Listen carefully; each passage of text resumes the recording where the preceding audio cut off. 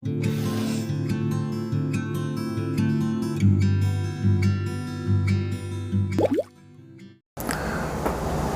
세계 속에서 한국의 위상이 높아졌지요. 겨울 연가를 비롯해서 대장금과 같은 K-드라마로 시작한 한류가 이제는 BTS라든지 블랙핑크라든지 이런 K-팝이 세계를 휩쓸고 있고요. 한국을 동경하면서 한국어를 배우는 사람들도 늘어나고 있다고 합니다. 한국으로 유학 오는 젊은 유학생들도 많아지고 있고요. 또 건설 현장에 외국인 노동자가 없으면 일이 진행이 안 될 정도라고 합니다.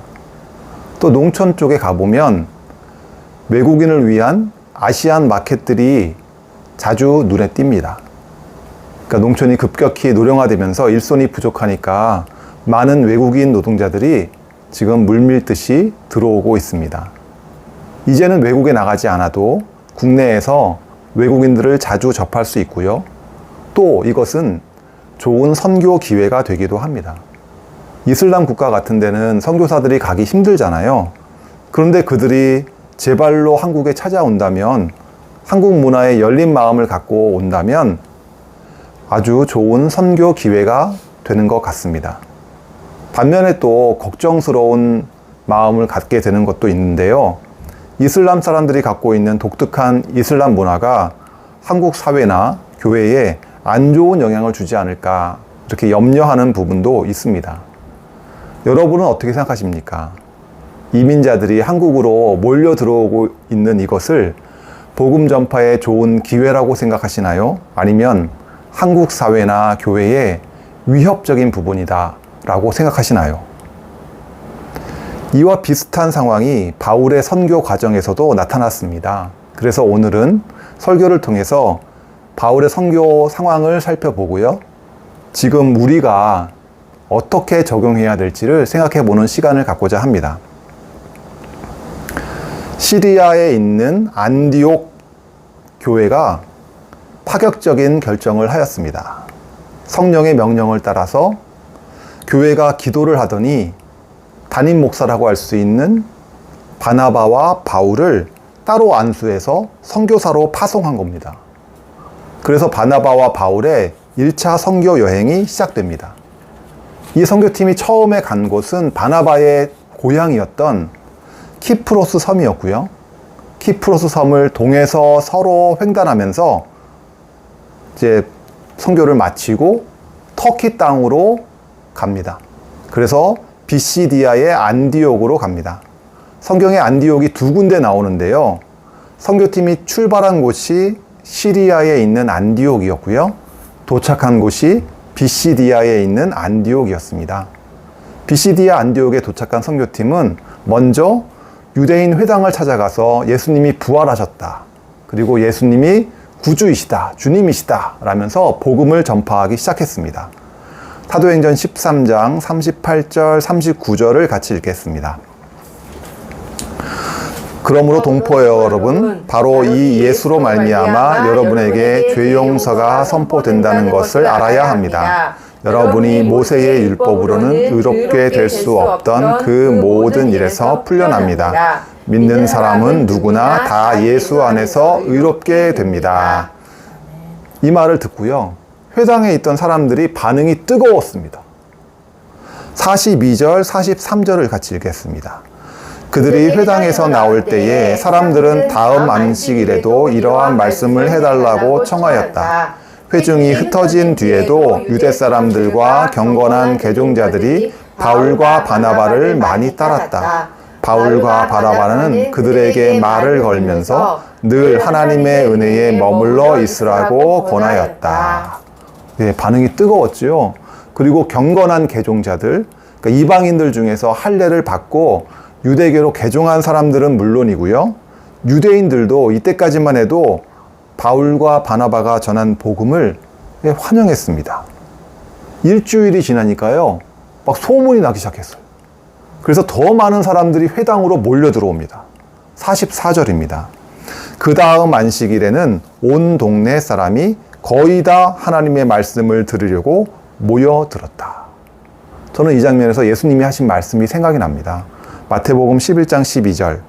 세례 요한의 때부터 지금까지 천국은 침노를 당하나니 침노하는 자는 빼앗느니라. 예수님 이렇게 말씀하셨거든요. 그 TV에서 양떼 목장을 본 적이 있는데 저녁이 되니까 목장 주인이 양 우리 안으로 들어와 가지고 거기에 있는 종을 땡땡땡 이렇게 치기 시작합니다. 그러자 들판에서 풀을 뜯던 양떼가요, 그 소리를 듣고요 반응해요. 막 달려 들어오기 시작해요. 우리 안으로, 그 양의 문 안으로 막 달려 들어와요. 막 맹렬히 돌진해 들어오는 모습을 한번 상상해 보십시오. 복음이 선포되니까요, 이방인들, 그 전까지만 해도 회당 밖에 있던 사람들이 앞을 다퉈서 회당 안으로 밀려 들어오는 모습을 한번 상상해 보십시오. 성경이 동화책이었다면 아마도 이렇게 끝났을 거예요. 많은 사람들이 기쁘게 바울이 전한 복음을 받아들였다. 이렇게 끝날 거예요. 근데 성경은 동화책이 아니고요, 현실이었습니다. 그래서 현실은 어떻게 됐습니까? 45절 같이 읽겠습니다. 유대 사람들이 그 무리를 보고 시기심으로 가득 차서 바울과 바나바가 한 말을 반박하고 비방하였다. 지금까지만 해도 환영했던 사람들이 그 무리를 보고, 이방인들의 무리를 보고 시기심으로 가득 차가지고 반대하기 시작합니다. 바울과 바나바의 선교 사역이 유대인들의 반대를 직면하기 시작했습니다. 톰 라이트라는 성경학자는 이렇게 말합니다.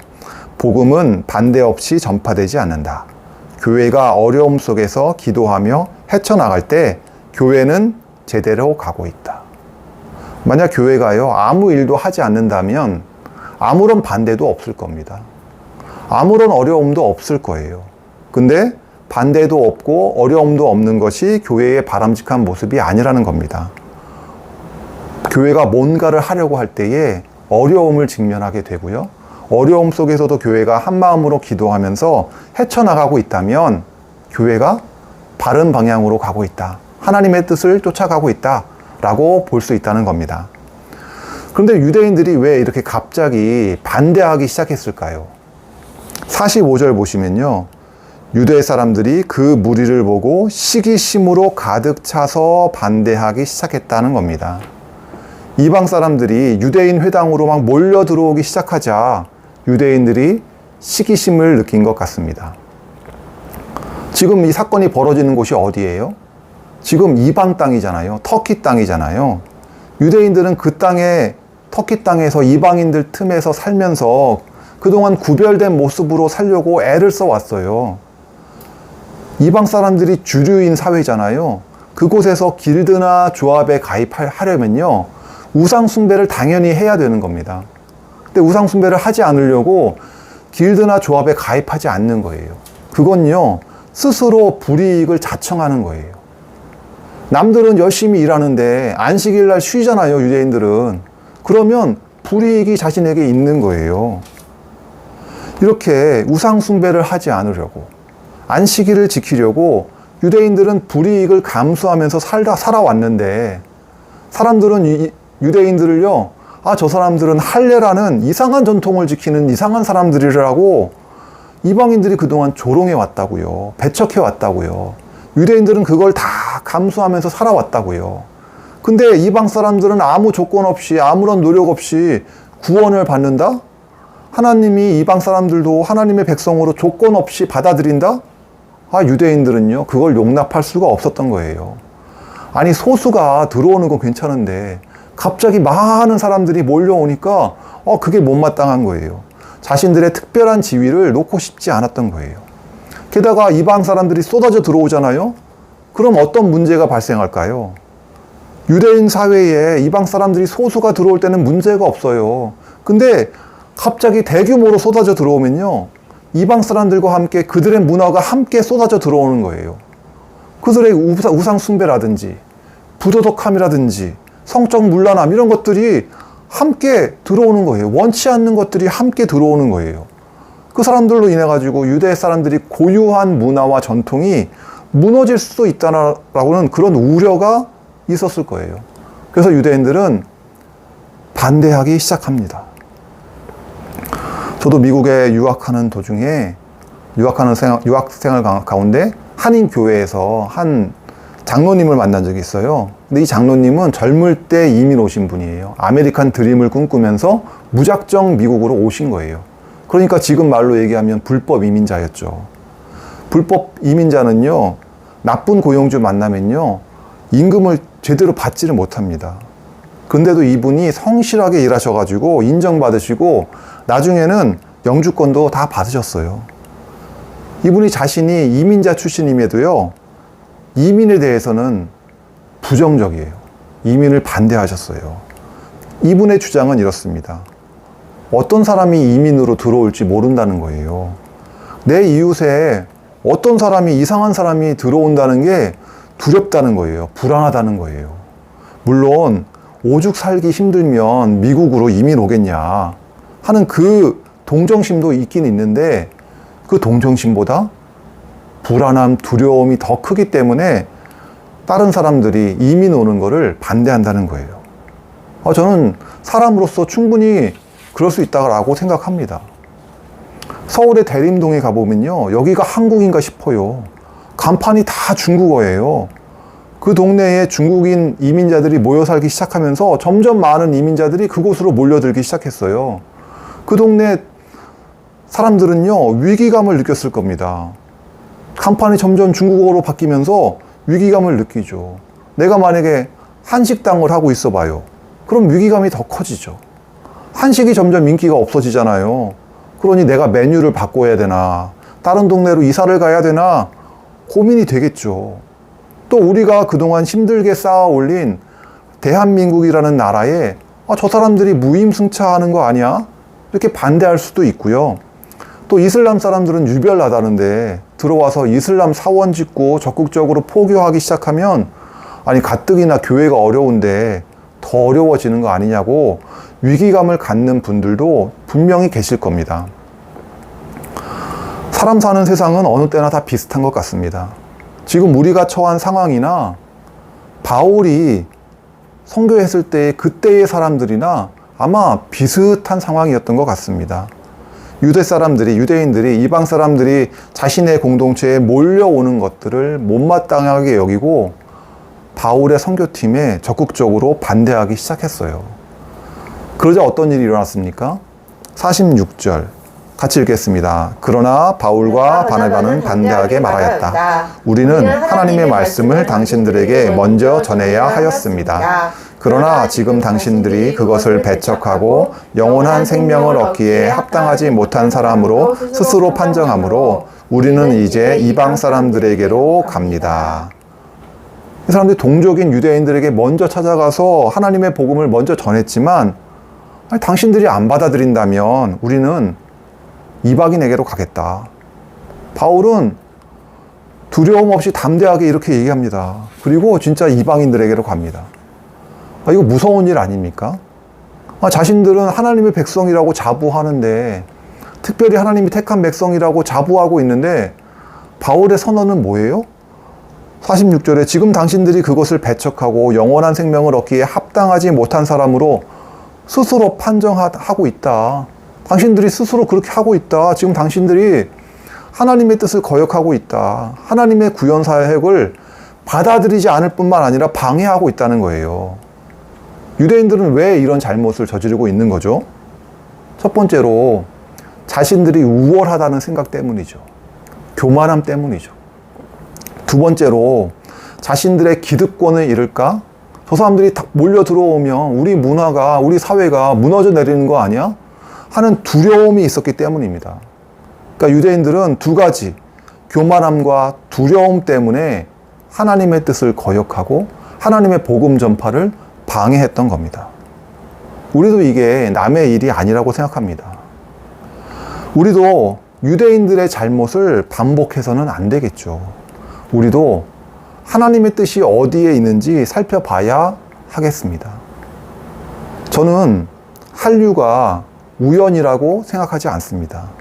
하나님이 한류를 통해서 온 세상에 복을 주시기를 원한다면 우리가 이것을 기쁘게 받아들이며 하나님의 일에 동참해야 되지 않겠습니까?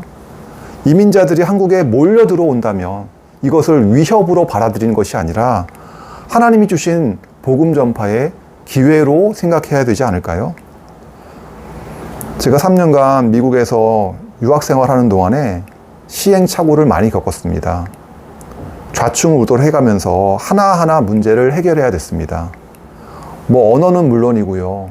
미국 사람들한테는 너무나도 당연한 상식 같은 일들이 제게는 모든 것들이 낯설었습니다. 뭐 하나 신청하려고 해도 한 번 가서 해결되는 일은 없고요.